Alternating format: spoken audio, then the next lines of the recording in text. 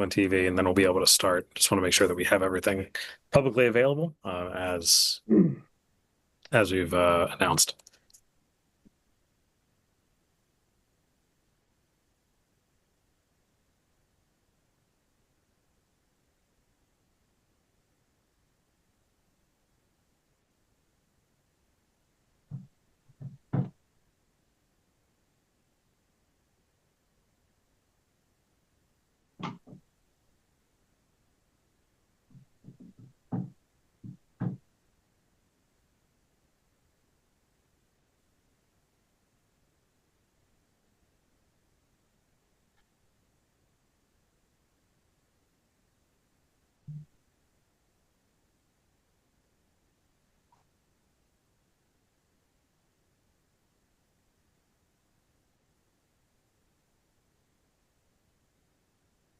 Okay, you guys are good to go.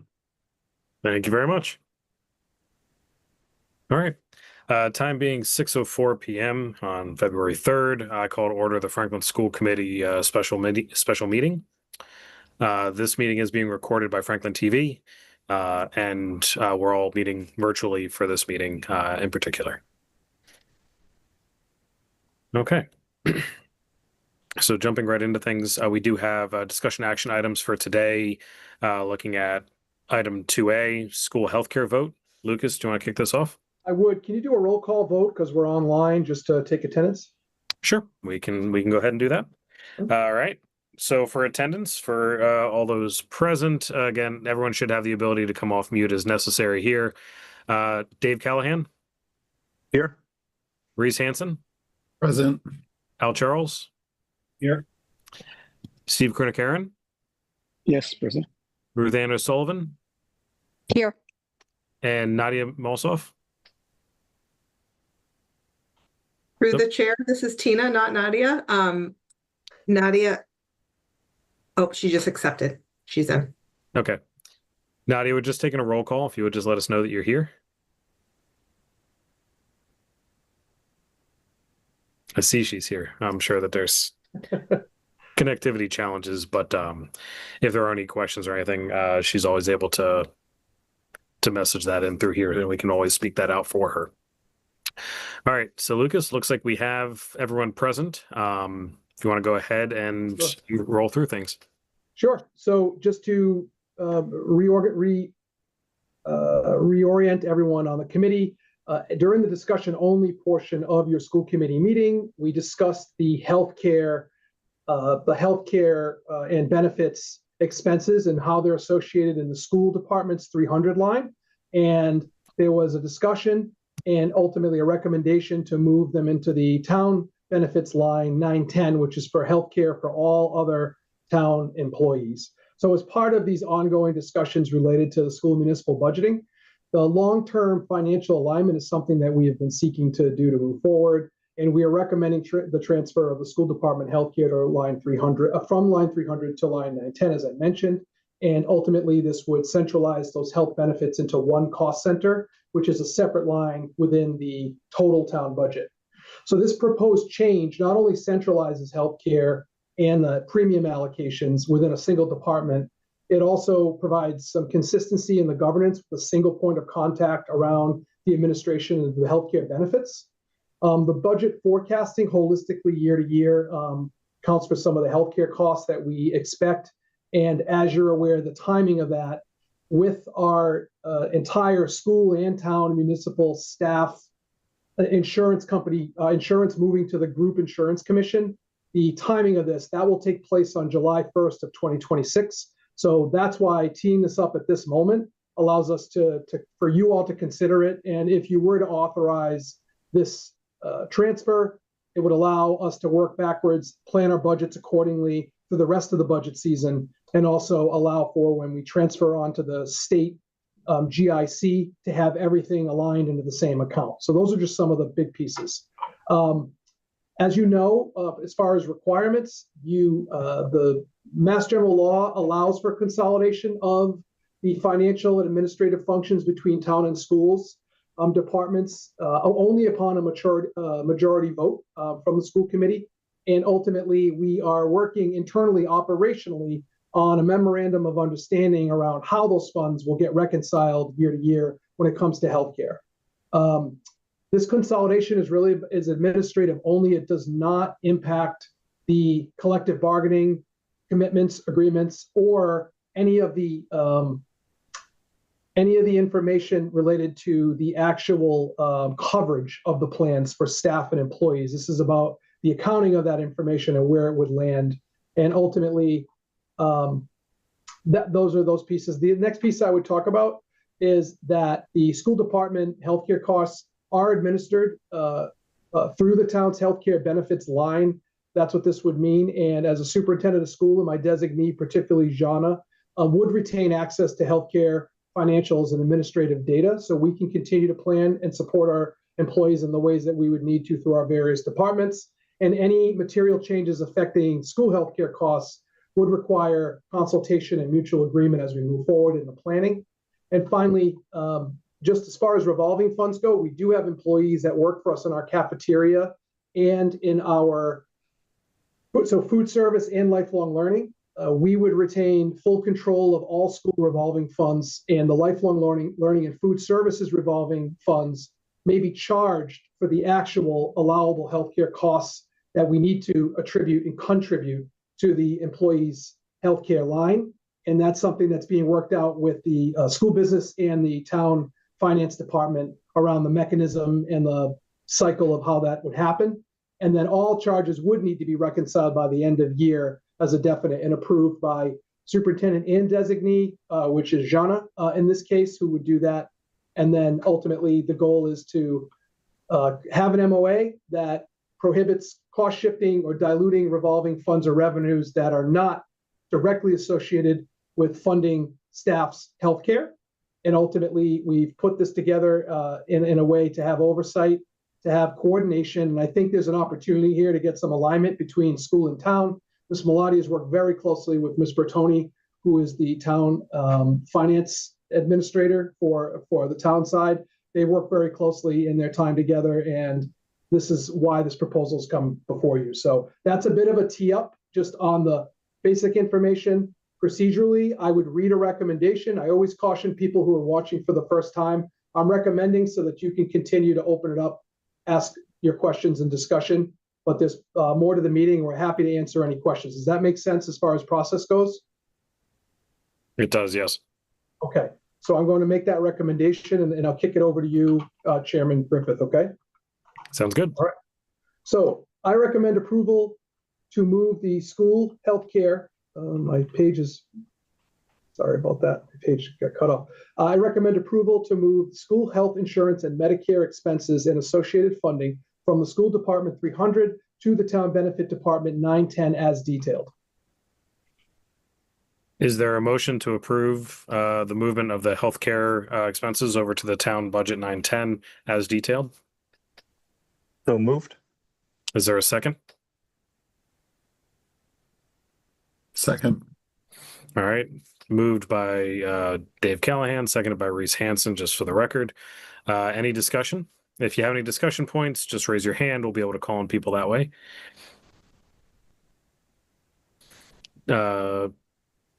Dave? Yeah, I just want to thank you guys for like the thoughtful approach of kind of like bringing this forward. Lucas, and Johnny and the entire team. I know this is a big conversation throughout the whole joint budget sessions, the listening tours, and to really kind of now come full circle with this recommendation is fantastic. And Jana and Carrie Bertoni, thank you so much for the work that has led up to this as well. There's a lot of the recommendation, the presentation that we kind of got, and the report is fantastic. So I really appreciate all of this, and I hope that as we kind of move forward, this is really going to help to kind of shore up a lot of the budget conversations. As now it's just this is what it costs to kind of run the school in 2026, and as every other department, as we're actually kind of comparing apples to apples. So thank you all so much for the work. Thank you, Dave. Al? Yep. So just a quick question, and can you elaborate on the part that you mentioned with the lifelong learning folks and the cafeteria workers? Like what happens today with how they're paid out? I will let Jana explain her process. So she physically does this transfer, and she can explain what's in place now and the plan that we anticipate to move forward, just to be clear. Thank you for asking the question. Jana? Yeah, sure. Good evening, everyone. So the process that happens now is we track all the healthcare expenses for all the school employees, specifically food services and lifelong learning staff members. At the end of the year, at the end of June, after all healthcare expenses have been paid, we reconcile those expenses based on actual premium costs. And then we do a transfer at the end of the year. So we transfer the expenses related just to those staff members into the revolving fund. Moving forward, that's what we are planning to do. We are still in conversations, but that would be the best option, the cleaner option. Got it. Okay, so it's the process is the same. It's the only difference is where those funds get transferred to post change. Yes. And because lifelong learning and cafeteria, their funding goes into revolving, the money that they earn goes into revolving, which helps to pay for their healthcare costs. So that's why they're different from a teacher who's in your operating budget. Their money, the funding is earned through the collection of fees and different avenues and mechanisms. So that's why it needs to be moved from revolving into the same line where healthcare is paid, which has been in the school budget, but that's when that happens. And Jana would continue to have oversight of that as it makes its way out of one budget into the other. Perfect, thank you. And then the other question I had, in the documentation that was shared with us, under the terms and oversight, saw that it was effective July 1st of 2026, but for a 5-year term. I guess what happens after 5 years? Do you want to answer that, Jana, or do you want me? So after the 5-year term, we would just have a conversation with you guys. I think it would start at the superintendent and town administrator level.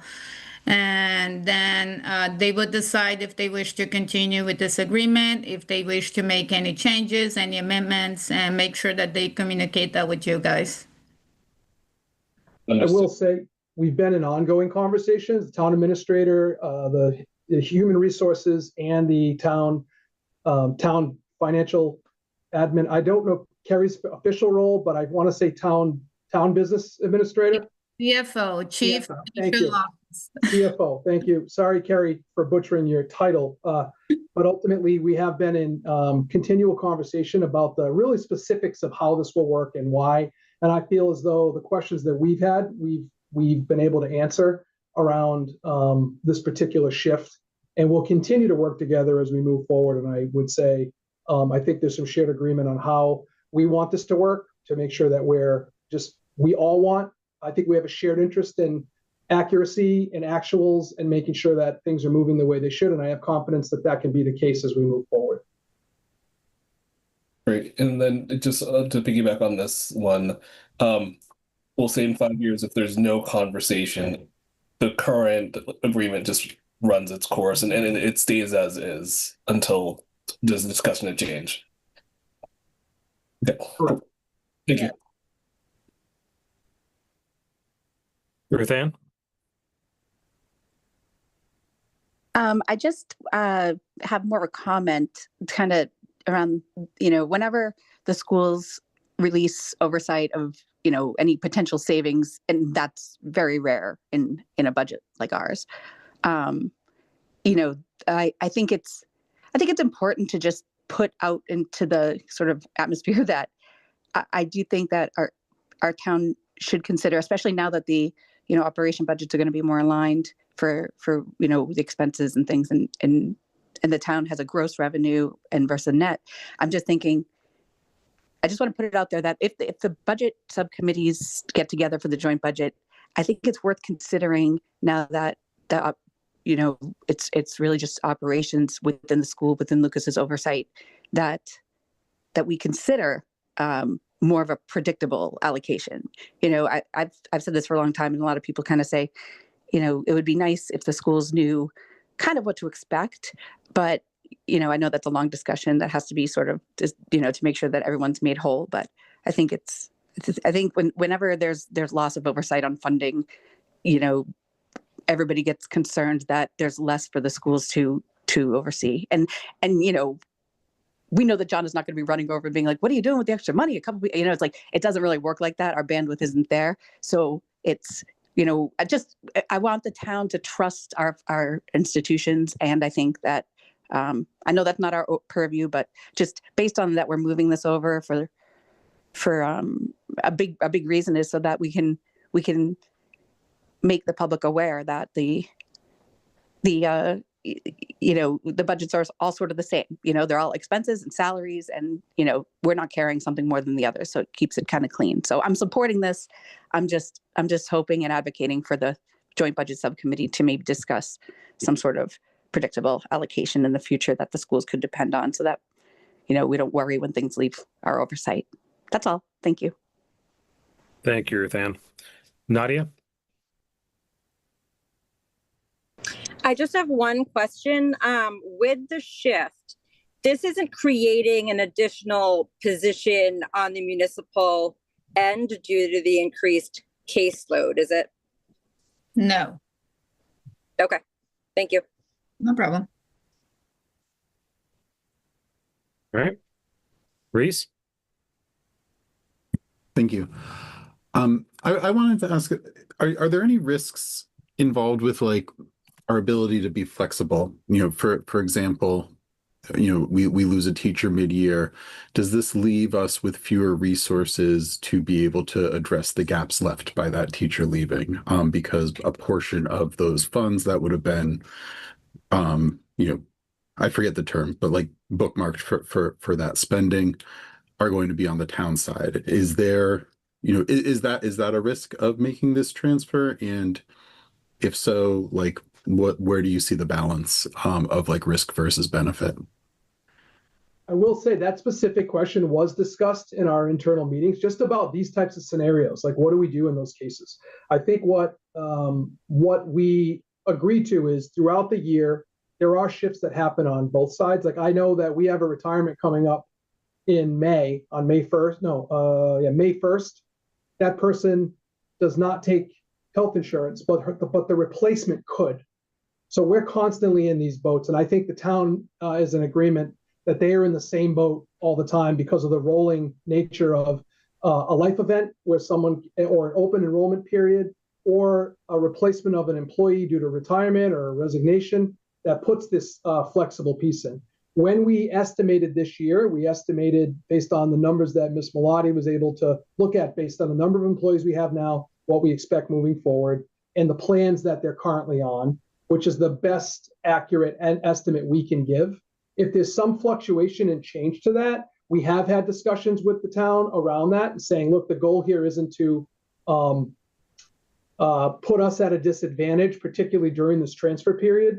But ultimately moving forward with the GIC, I also know, my understanding is you get information a little bit earlier in the budget process, and we can actually look at actuals next year to budget off of. And we think of percentages when you're negotiating independently for healthcare versus jumping on the state GIC. There's some pieces there. So we brought up those scenarios because I think that was probably my biggest hesitation, if I'm being completely honest, with the committee and the community, was around what happens. I have not gotten the sense in any conversation with the town administrator or the HR director or finance that a mid-year retirement and a replacement of someone needing to collect is something that we'll tackle and we'll look at together. And that's how I'm confident that would be. And I think it's a very good question, but I think that would be my answer. And I asked the same question, and I felt assured in the plan and the response that I received around that idea. It does fluctuate because it could work either way. And I think you always prepare for the worst, you hope for the best, but you have to really think about, okay, conservatively, what if more people take insurance in a year? And I think we deal with that today in our own budget. We have to figure it out. So I think we would continue to have to do that. All right, thank you. You're welcome. All right. Stephen? Yeah. Thank you. So first of all, I think when we are not able to make changes to the contract or anything like that, right, which town is administrating, I think it makes sense to move this part of work to town. That in a way that is not perfectly aligning. I just have one question, which not question, like a remark, which I had it in the previous meeting as well. This should not. I see that in the scope as well. So this should not have any authority over staffing or controlling the staffing for the school. So I hope that needs to be documented well. That is my remark. And coming to the questions, under the budget section, no unrelated cost may be shifted into the healthcare budget. So can someone explain what is that unrelated cost that will be shifted to the healthcare budget? Yeah, Johnny, you can answer and I'll follow up. So is what Lucas mentioned previously, shifting any unrelated costs elsewhere in the general fund in the town's general budget into the healthcare line, Department 910, that would dilute the funds. So we have that to protect ourselves, to protect everybody, honestly. So costs in that Department 910, they are really only healthcare related costs. So in the revolving accounts that also have healthcare in them now, there's money generated from lifelong learning for basketball at night, whatever the revenue they're generating through their summer programming, it's all in there. And then a portion of that gets put to transfer into the healthcare line. But anything beyond the healthcare, per the state rules around revolving accounts, it's collected within those. If it's not designated to satisfy the healthcare obligation we have for the employees in there, then it needs to stay in there, and that's how lifelong learning survives and builds out their programming. So once the healthcare obligation is paid out, the remainder is what they use to survive and grow their programming and pay their bills and whatnot. So that's what that means as far as only transferring out what's directly related to the costs associated with the healthcare. Thank you. You're welcome. All right. Do we have any other questions or comments from the committee?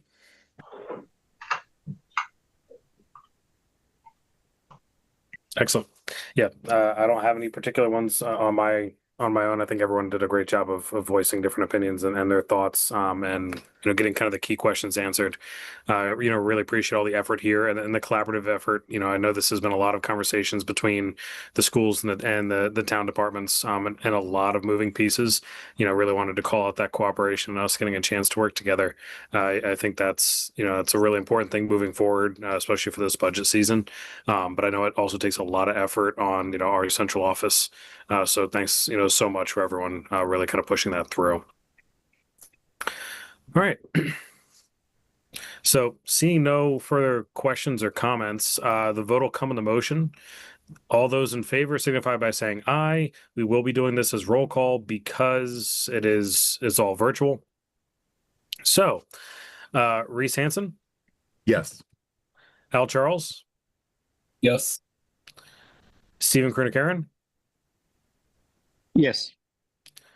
Ruth Ann O'Sullivan, Yes. Nadia Molsov, Yes. Dave Callahan, Yes. and Paul Griffith. Yes.